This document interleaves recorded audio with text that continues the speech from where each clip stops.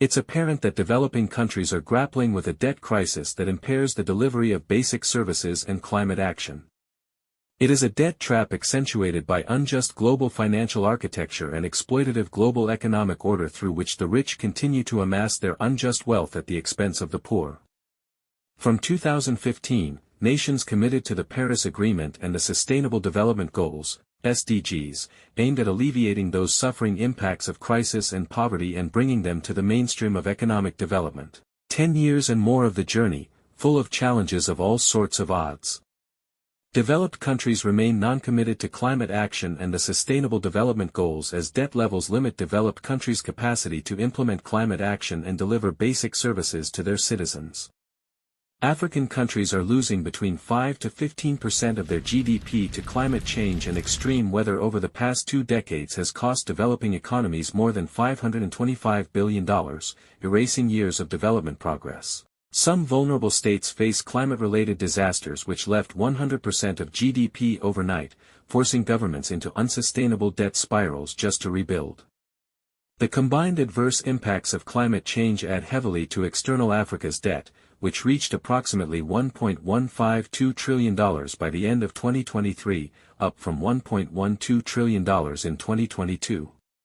This adds to the $277 billion per year needed until 2030 to effectively address the climate crisis.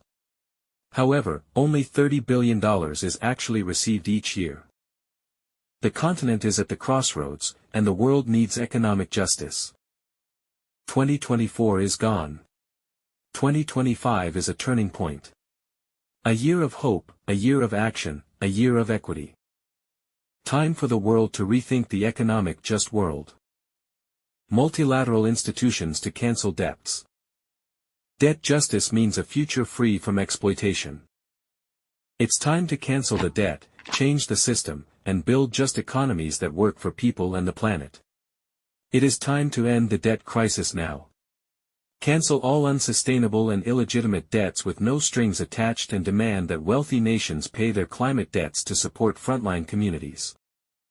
Department cancellation must go along with an increase in actual flow of global climate finance from developed countries to benefit vulnerable communities and countries.